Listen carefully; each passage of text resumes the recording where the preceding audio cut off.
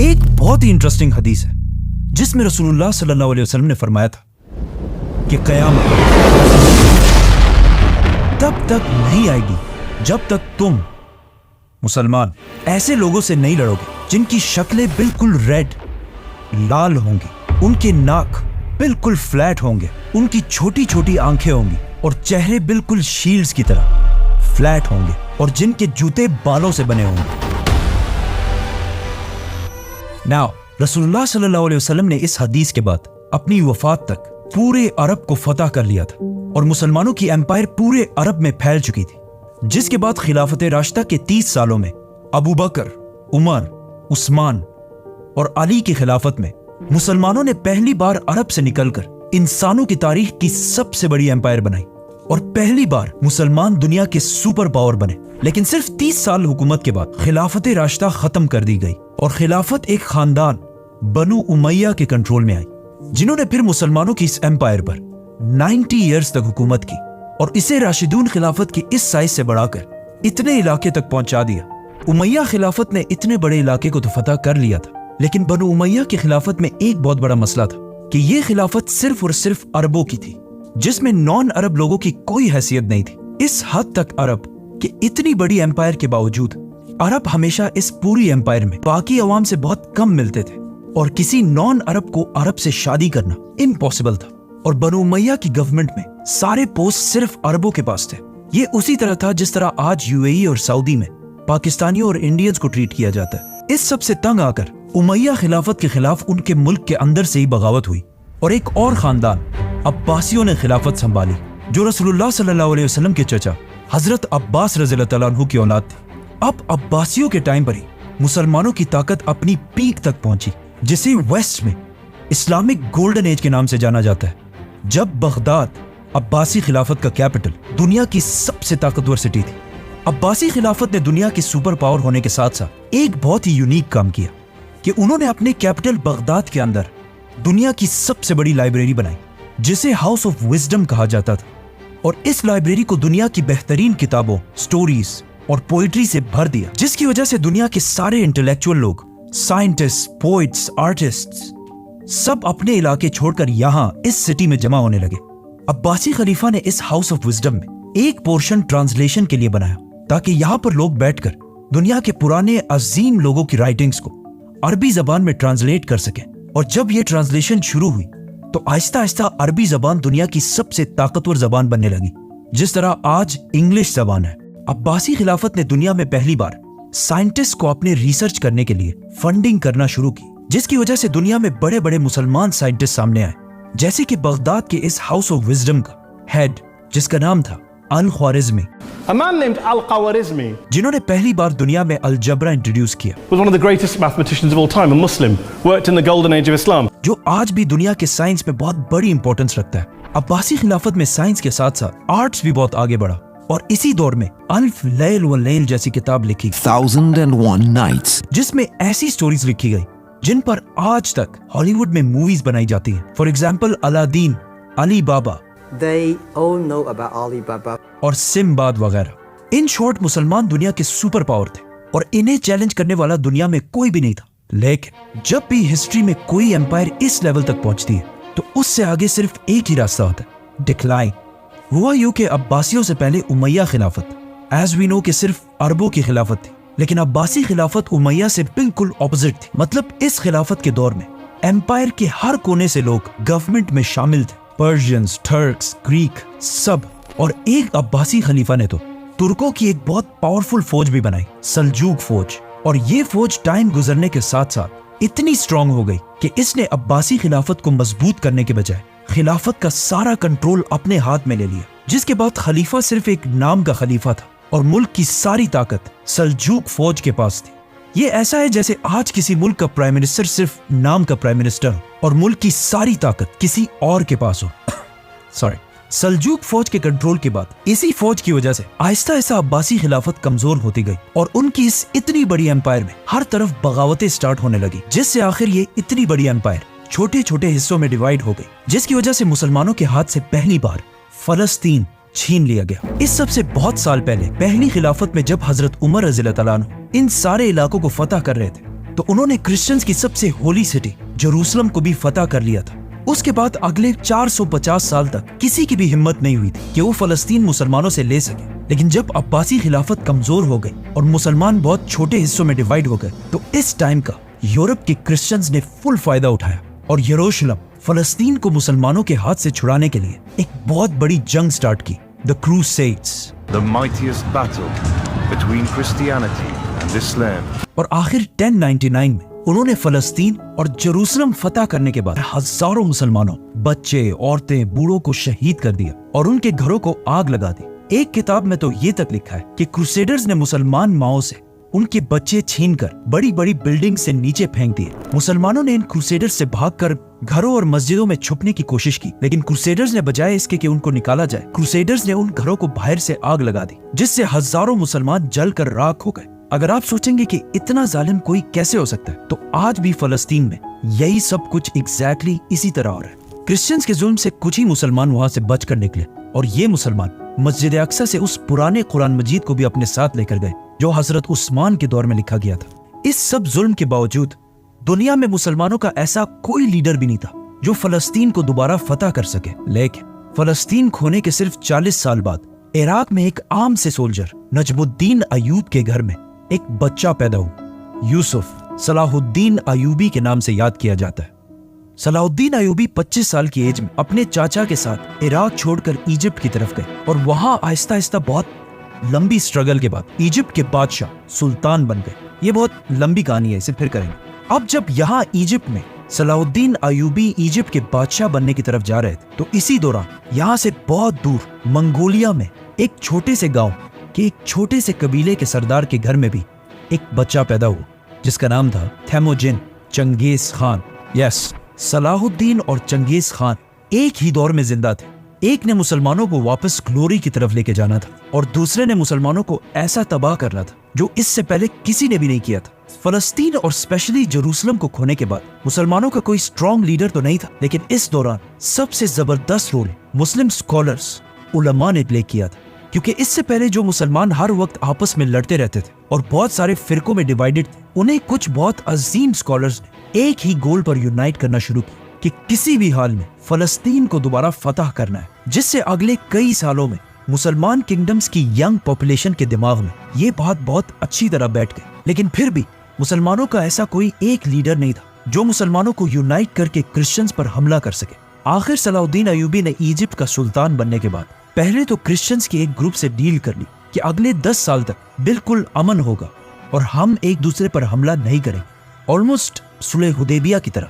इन 10 सालों को यूज करके सलाहुद्दीन अयूबी ने पहले मुसलमानों को यूनाइट करना शुरू किया और फिर आखिर इस सारे इलाके को फतह करने के बाद अब सलाहुद्दीन अयूबी दुनिया के सबसे ताकतवर मुसलमान बादशाह बन चुके थे और दुनिया के सारे मुसलमान फलस्तीन को फतह करने के लिए सलाहुद्दीन अयूबी की तरफ देखने लगे। आखिर सलाहुद्दीन अयूबी ने अपनी फौज लेकर क्रूसेडर्स पर हमला कर दिया और साल 1192 में जेरूसलम को मुकम्मल तौर पर फतह करके सिक्योर कर लिया। 1192 मुसलमानों की तारीख का बहुत इंपॉर्टेंट साल था, क्योंकि इस साल एक तरफ सलाहुद्दीन अयूबी ने इतनी बड़ी फतह हासिल की और दूसरी तरफ शहाबुद्दीन गौरी ने इंडिया पर हमला करके इसे फतह कर लिया और दिल्ली सल्तनत की बुनियाद भी रखी। अब ऑलमोस्ट 100 साल बाद मुसलमान आखिरकार दोबारा थोड़ा स्टेबल होने लगे और मुसलमानों की खोई हुई इज्जत भी उन्हें वापस मिलने लगी। लेकिन अब जब मुसलमानों को थोड़ी कामयाबी मिल चुकी थी, तो इस सब से 600 साल पहले रसूलुल्लाह सल्लल्लाहु अलैहि वसल्लम की कही हुई हदीस के पूरे होने का टाइम आ चुका था। तो इस सब से बहुत दूर चंगेज खान ने मंगोलिया को यूनाइट कर लिया था और बहुत तेजी से हर तरफ अपनी ताकत बढ़ा रहा था। चंगेज खान का असली नाम तैमोजिन था और उसका बाप मंगोलिया के एक छोटे से कबीले का सरदार था। लेकिन तैमोजिन के बचपन में एक दूसरे कबीले ने उसके बाप को सीक्रेटली जहर देकर मार दिया था, जिसके बाद तैमोजिन और उसका पूरा खानदान बहुत सख्त जिंदगी गुजारता रहा। और कहा जाता है कि एक वक्त में तैमोजिन चाइना में किसी और का गुलाम बनकर भी रहा, लेकिन फिर तैमोजिन ने आखिर वापस मंगोलिया आकर अपने कबीले को यूनाइट किया और आहिस्ता आहिस्ता उसकी ये मंगोल एम्पायर बढ़ने लगी और इतनी बड़ी हो गई कि मंगोलियंस ने तैमोजिन को एक बहुत बड़ा टाइटल दिया, चंगेज खान, जिसका मतलब है सबसे बड़ा बादशाह। खान, ये नाम खान इससे पहले टर्किश जबान में भी यूज किया जाता था, लेकिन चंगेज खान की वजह से ये नाम पूरी दुनिया में हमेशा के लिए फेमस हो गया। मतलब कुछ सर्वेस के मुताबिक آج دنیا میں 2.5 کروڑ لوگ ایسے ہیں جن کے نام میں خان آتا ہے، جیسے کہ شاہ رخ خان، عامر خان اور آف کورس عمران خان۔ منگولیا کو آج بھی اگر دیکھا جائے تو ایک بہت ہی غریب اور عام سا ملک ہے، اور اس زمانے میں تو اس سے بھی بہت زیادہ کمزور تھا۔ اسی لیے چنگیز خان کے اس ایمپائر کے بننے کے بعد بھی منگولیا کے نیبر چائنا نے اسے سیریسلی نہیں لیا، کیونکہ آنے والے کچھ ہی سالوں میں چنگیز خان نے چائنا کی کیپٹل بیجنگ کو فتح کر لیا، اور پہلی بار لوگوں نے دیکھا کہ چنگیز خان کتنا ظالم ہے۔ اور اس کے ظلم کی کہانیاں تو ہم سب نے سنی ہے کہ وہ لوگوں کے سر کاٹ کر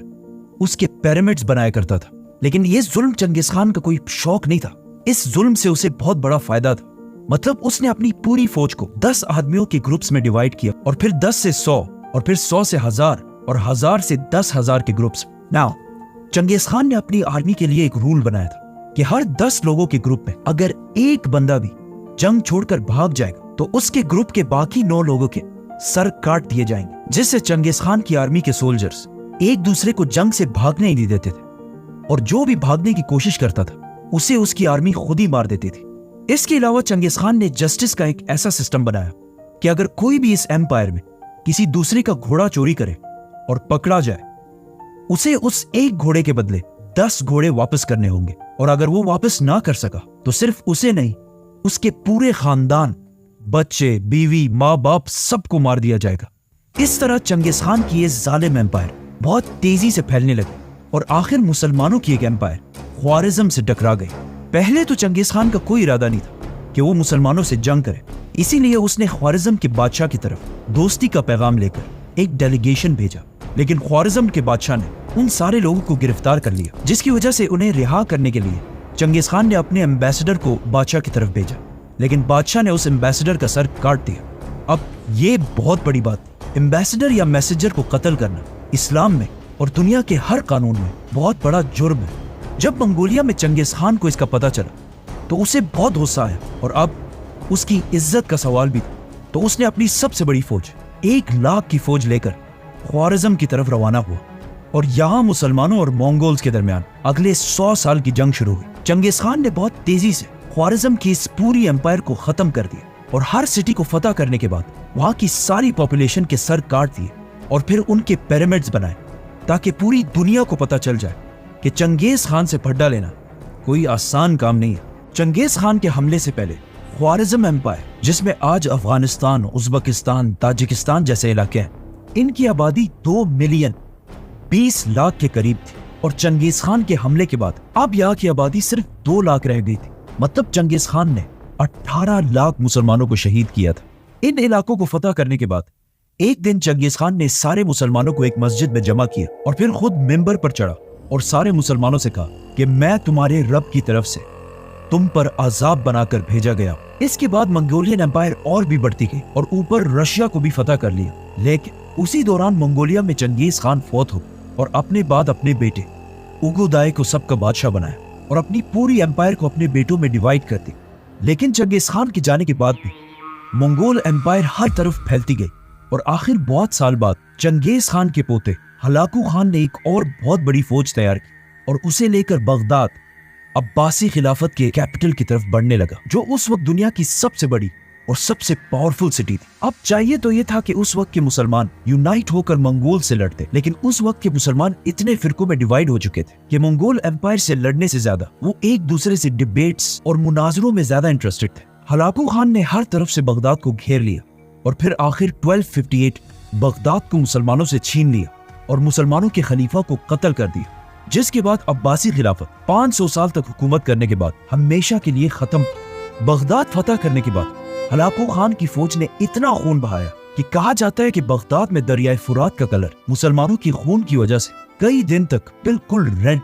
اور ریڈ کلر کے بعد یوفریٹیز ریور کا کلر بلیک ہو گیا، کیونکہ ہلاکو خان نے بغداد کے ہاؤس آف وزڈم، جو دنیا کی سب سے بڑی لائبریری تھی، اس کے سارے کتاب جلا کر راکھ کر دیے اور انہیں دریا میں پھینک دیے، جس کی وجہ سے دریائے فرات کا کلر کئی مہینے تک بالکل بلیک تھا۔ ہسٹری میں مسلمانوں پر اتنا سخت ٹائم کبھی بھی نہیں آیا کہ صرف مسلمانوں کو نہیں بلکہ اسلام کی سب سے ہولی سائٹس کو بھی خطرہ ہو، کیونکہ عباسی خلافت کو ختم کرنے کے بعد اب منگولوں کے سامنے صرف ایک اور سلطنت تھی، مملوک سلطنت، اور اگر یہ اسے بھی ہرا دیتے तो मक्का और मदीना का कंट्रोल भी मंगोल्स के पास चला जाता तो वो 100% मक्का में काबा को गिरा देते। बट ऐसा नहीं हुआ। जब मंगोल्स बगदाद फतह करके आगे बढ़े तो ये देखकर इजिप्ट के ममलूक सुल्तान ने अपने जनरल बेबर्स के साथ मंगोलों से लड़ने का फैसला किया। सुल्तान को सबने समझाने की कोशिश की कि मंगोलों से लड़ना इम्पॉसिबल काम है, क्योंकि उस जमाने के लोगों और कुछ बड़े बड़े स्कॉलर्स ने भी ये कह दिया था कि ये मंगोल ही असल में याजूज माजूज है और बस इसके कुछ ही अरसे बाद कयामत आने वाली, तो इनसे जीतना नामुमकिन है। लेकिन फिर भी सुल्तान और उसका जनरल बेबर्स मंगोलों के खिलाफ एक फौज जमा करने लगे। अब इसी दौरान मंगोलिया में हलाकू खान का भाई, जो उस वक्त पूरे मंगोल एम्पायर का बादशाह था, मार दिया गया। तो हलाकू खान मजबूरन अपनी बड़ी फौज लेकर वहां से वापस चला गया और एक छोटी फौज को यहाँ पर छोड़ा। और आखिर फलस्तीन में एन जालूत के मकाम पर मंगोल्स और मुसलमानों की फौज आमने सामने हुई। ये एन जालूत इलाका फलस्तीन में है और इसे एन जालूत इसलिए कहा जाता है क्योंकि यहूदियों के मुताबिक ये वही एग्जैक्ट जगह है जहाँ पर इससे हजारों साल पहले दाऊद अलैहिस्सलाम ने एक बहुत बड़े वॉरियर जालूत को हराया था। और अगेन अब हजारों साल बाद यहाँ एग्जैक्टली ऐसा ही हुआ कि कमजोर मुसलमानों ने पहली बार द ग्रेट मंगोल एम्पायर को बहुत बुरी तरह हरा दिया और मंगोल एम्पायर की एक्सपेंशन को हमेशा के लिए रोक दिया। मतलब ये जंग हारने के बाद मंगोल एम्पायर कभी भी इससे आगे नहीं बढ़ी। ये थी मंगोल्स और मुसलमानों की जंग, जिसका इससे बहुत साल पहले रसूलुल्लाह सल्लल्लाहु अलैहि वसल्लम ने पहले ही बता दिया था, जो आखिर एन जालूत की जंग के साथ खत्म हो गई। लेकिन फिर भी मुस्लिम दुनिया के एक बहुत बड़े हिस्से पर मंगोल्स का कंट्रोल था और उन्हें दुनिया में कोई भी चैलेंज नहीं कर सकता। लेकिन फिर आहिस्ता आहिस्ता यही मंगोल यहाँ के रिलीजन इस्लाम को स्टडी करने लगे और आखिर इतना इम्प्रेस हुए कि सारा मंगोल खानदान जो इन इलाकों में आबाद था मुसलमान हो गया और ये सारे इलाके दोबारा इस्लाम के कंट्रोल में आए। अगर आप चंगेज खान की औलाद के सारे नाम देखें तो पहले इन सारों के नाम बिल्कुल मंगोल नाम, जैसे कि ओगोदाय, जोची, हलागू, लेकिन आहिस्ता आहिस्ता इनके नाम मंगोल से मुसलमान नाम होने लगे, जैसे कि मोहम्मद, तैमूर, यूनुस और बाबर। क्योंकि इंडिया पर बहुत साल हुकूमत करने वाली मुगल एम्पायर इसी चंगेज खान की औलाद में से थी। हजरत उमर और चंगेज खान में एक बात कॉमन है कि इन्होंने अपने जमाने की सबसे बड़ी और सबसे ताकतवर एम्पायर्स बनाई थी। लेकिन इन दोनों एम्पायर्स में एक बहुत बड़ा डिफरेंस है कि आज चंगेज खान को सिर्फ एक जालिम के तौर पर याद किया जाता है, लेकिन हजरत उमर को पूरी दुनिया एक ग्रेट लीडर मानती है। सब्सक्राइब।